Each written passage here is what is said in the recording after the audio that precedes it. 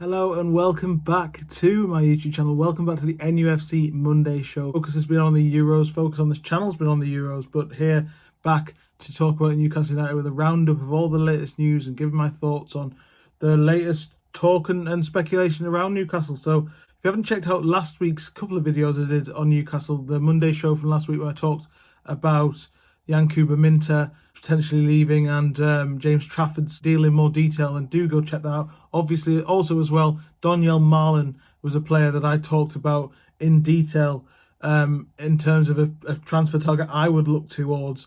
And there's a bit of a reason why coming up in today's video, which we'll get into in a second. But we'll start, I think, with the obvious, which is Lloyd Kelly. We didn't touch upon this last week. Has finally completed his move to Newcastle from Bournemouth on a 5-year deal with an option of a sixth. He's 25 years old, centre-back who can play left-back, quick, athletic, on a free transfer.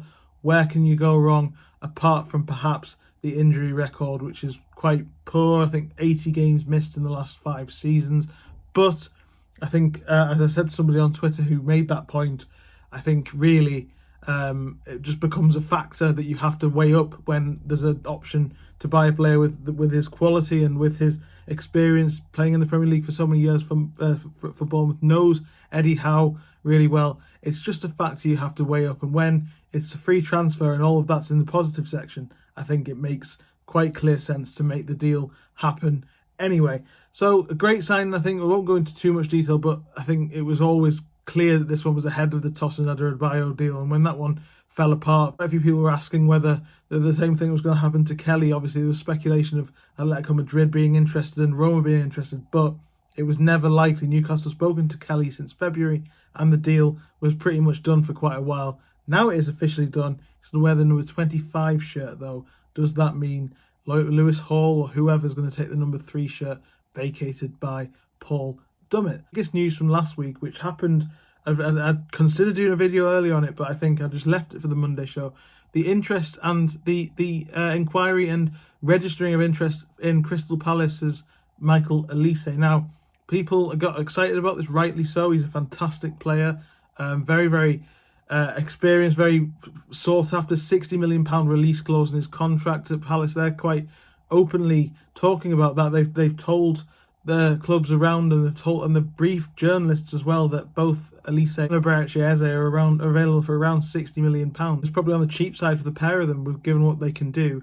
Olise is a player who's got another, similar to Kelly, he's got an iffy injury record over the years. Quite an explosive player that comes with a lot of hamstring problems, as we probably know from fans from 20 years ago, Kieran Dyer, Alan St. Maximin years gone by as well. Obviously, Callum Wilson. Chelsea have also registered an interest. They've been working on this deal for a long, long time. They've never really lost touch with him since Olise was in the academy system at Chelsea. He left when he was 14, ended up signing for Reading, and then went to Crystal Palace. Chelsea have always kept in touch with that. I've spoken to people around Olise for quite a while, and I think it's just my hunch that I think that this deal will get done. That it'll go to Chelsea. Whether Bayern Munich, who are also linked, have got something to say. Manchester United obviously could be a viable destination for him as well. But for me, I think Chelsea are favourites just because they've got the contact, they've got the relationship with Olise and his representatives and his family from way back. And I think it'll be a very difficult one for Newcastle to swing. I think it's a really positive thing that Newcastle are even inquiring on this level for a player that they know will cost £60 million. If they feel that they can still enter the conversation for him, then what does that say for what their plan is for a right winger? We've gone through the names already of the players linked: Neto, Bowen, Gibbs-White, and Mbumo. I put Marlon on the table as well. Another name that came up was from Mark Douglas in the Eye, Noni Madueke at Chelsea existingly.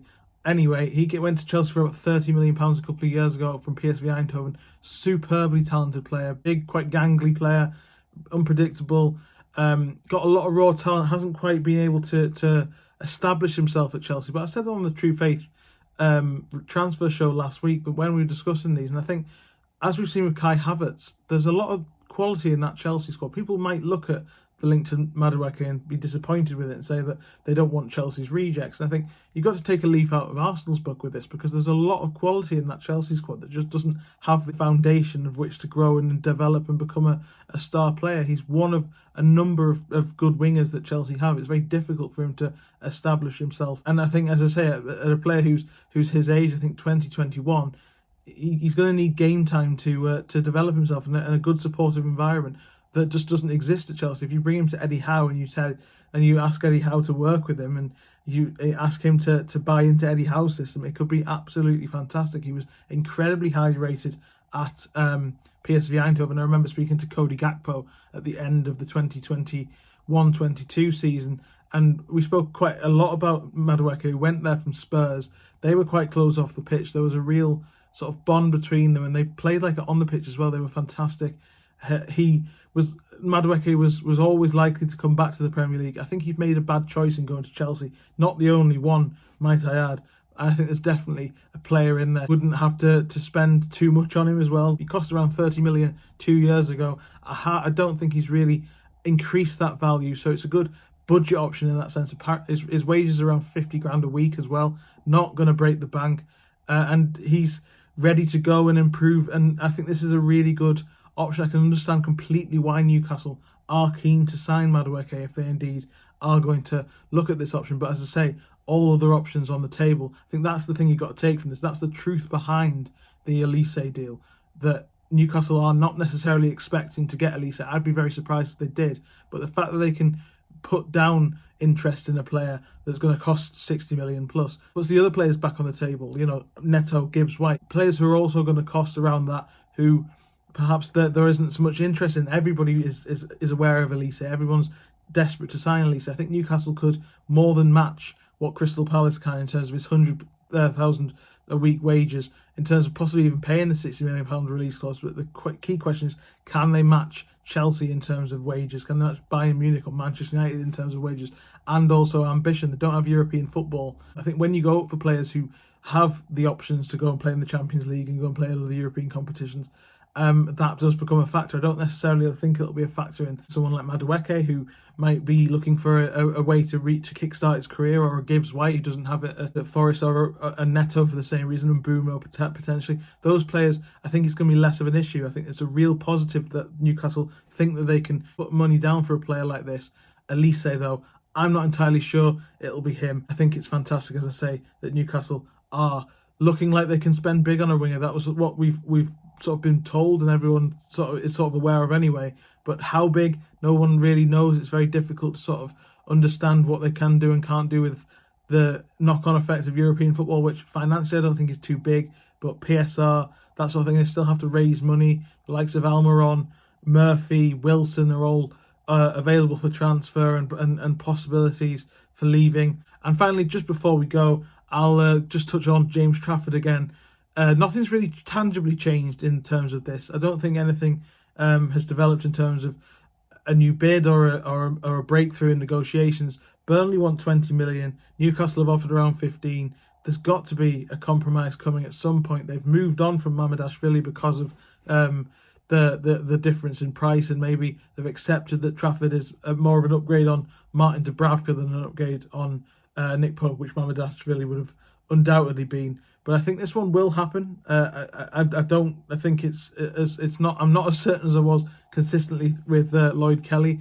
It's still got a long way to go. But Trafford is keen. Newcastle are keen. This deal, I think, has some way to run, given that Burnley are sort of digging their heels in. But the difference in valuation isn't too far away. So I think eventually Newcastle will get their man. So that's a really positive update overall. Trafford is looking good. Olise, I think it's massive that they've gone in for him, and but more in terms of the after effects and the domino effect of that. And Lloyd Kelly first signing in the door, absolutely brilliant news.